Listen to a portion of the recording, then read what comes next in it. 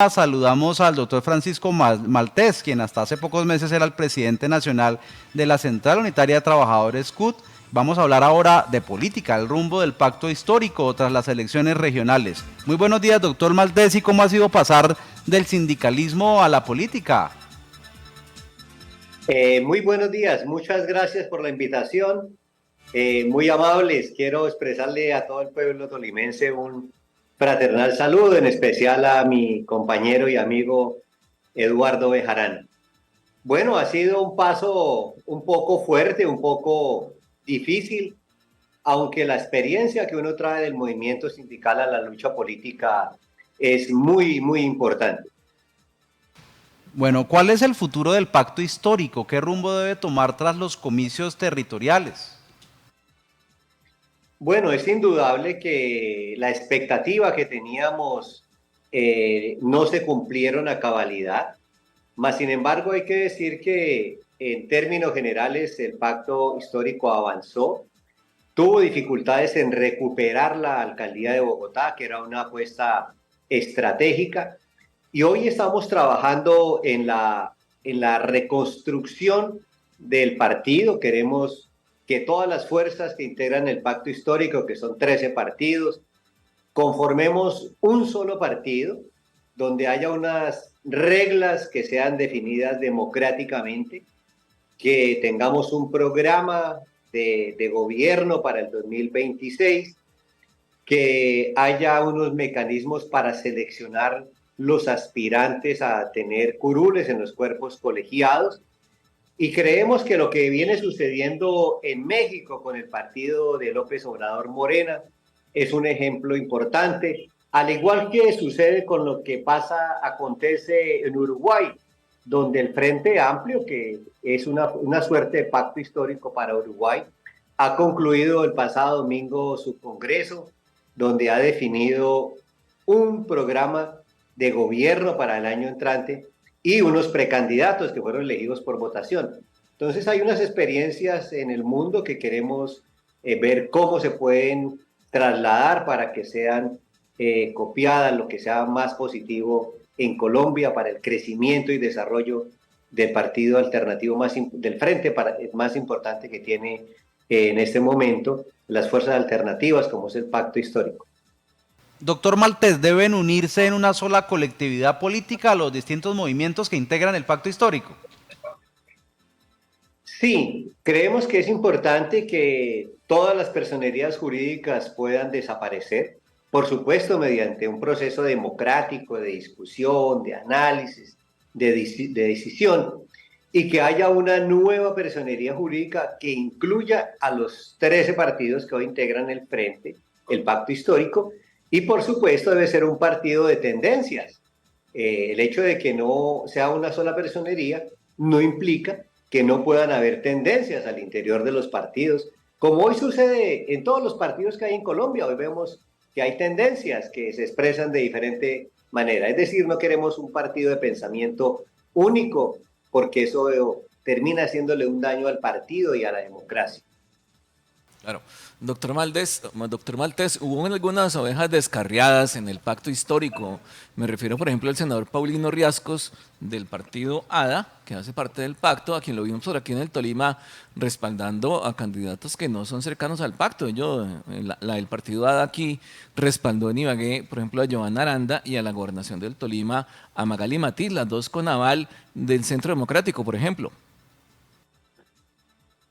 Creo que ese es un problema que muestra unas debilidades ideológicas, puesto que los candidatos no eran ellos, muestra unas debilidades ideológicas, muestran indisciplina de algunas personas, que por supuesto debe ser estudiado por los organismos que tiene el pacto para definir estas situaciones. Doctor Maltés, ¿ve necesario realizar un análisis crítico? No lo hemos escuchado al interior del pacto histórico. Sí, es indudable, el pacto histórico es un frente político nuevo, tiene escasamente 2 años, y por supuesto que en estos periodos de nacimiento, de transición, se presentan algunas dificultades, como las que hemos mencionado anteriormente, que es necesario analizar con detenimiento, al igual que los resultados obtenidos en estas contiendas del pasado 29 de octubre. Entonces, sin duda, venimos haciendo las discusiones internas que nos permitan corregir los errores y trabajar desde ya para que en el 26 mantengamos las fuerzas alternativas en la presidencia de la República de Colombia. ¿Cómo analiza y evalúa al presidente Petro y a su gobierno? Bueno, este es un gobierno de transición que va andando lentamente porque ha encontrado muchísimas trabas de lo que podemos llamar la clase política del establecimiento. Tan solo la semana pasada fue aprobada en primera vuelta en Cámara la reforma a la salud, la reforma más discutida en toda la historia de las leyes en Colombia. Esta semana va a entrar a Comisión Séptima de Cámara la reforma laboral, creo que va a ser aprobada por la Comisión Séptima para que entre a plenaria de Cámara en la próxima legislatura.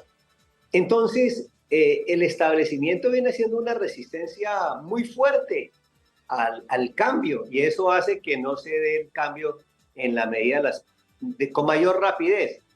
El tema anterior sobre las cámaras de comercio, el gobierno ha venido actuando ya en varias cámaras de algunas regiones. Hay nuevos delegados del gobierno que pretenden y van a trabajar por ponerle una dinámica de mayor responsabilidad a las funciones y al presupuesto de las cámaras, que es bastante jugoso además. Sí. Claro que sí, pues ojalá usted, que es amigo del presidente de Colombia, le ponga oídos a lo que está pasando con la Cámara de Comercio de Ibagué, absolutamente deplorable, y no se observa aún resultados de la Superintendencia de Sociedades, ni la reforma a las cámaras, ni los nuevos delegados, no hay absolutamente nada, doctor Maltés. La Procuraduría General de la Nación e inclusive la Fiscalía deberían de actuar menos en política y pensar más en cómo se están manejando los recursos que son públicos. Hay una mixtura, pero son recursos públicos en su inmensa mayoría que manejan las cámaras. Y estos dos organismos deberían dedicarse a hacer esas investigaciones y actuar menos en política. Señor Maltés, a propósito de la resistencia que usted hablaba de la oposición y de los resultados del gobierno del presidente Petro, se ha empezado a hablar y a ambientar cuál sería el Milei de Colombia en las próximas elecciones del 2026. Incluso se mencionan nombres, por ejemplo el de la senadora María Fernanda Cabal. ¿Usted qué cree al respecto? ¿Cuál es su percepción sobre este tema? Bueno, hay Milei y Mileyas en Colombia que quisieran que todo lo que no corresponda a su pensamiento desapareciera. Es lo que hoy estamos viviendo lamentablemente en Argentina. El desconocimiento de la institucionalidad y aplicar políticas de extremo ortodoxas que restrinjan los derechos ciudadanos, que restrinjan los derechos laborales, que acaben la intervención del Estado, que desaparezca la intervención del Estado en la economía. Y esto ya se ha demostrado que es funesto en el mundo. Por ejemplo, el señor Milei ha dicho que va a acabar con los sindicatos. Imagínense un gobierno que piense en acabar los sindicatos que son reconocidos internacionalmente, que tienen apoyo, vigencia en la Constitución política. Pero esto fue lo que quiso hacer un señor hace algunos años, del 2002 al 2010, la destrucción física de la CUT, y no fue posible. Entonces creo que el pueblo colombiano ha entendido que hay unos cambios que vinieron para quedarse y no cometerá el error que lamentablemente cometió la mayoría del pueblo argentino, cosa que hoy comienza a lamentar después de 2 días. Perfecto, doctor Francisco Maltés, gracias por estar en Econoticias, usted es muy amable. Transmitiré su inquietud al señor presidente de la República. Muchas gracias, muy amable. Sí, señor, y le vamos a enviar la carta que le hicimos cuando yo renunciara a la Junta Directiva de la Cámara de Comercio de Ibagué al presidente de la República, que está descansando allí en la Superintendencia de Sociedades. Un gran abrazo, doctor Maltés, muy amable.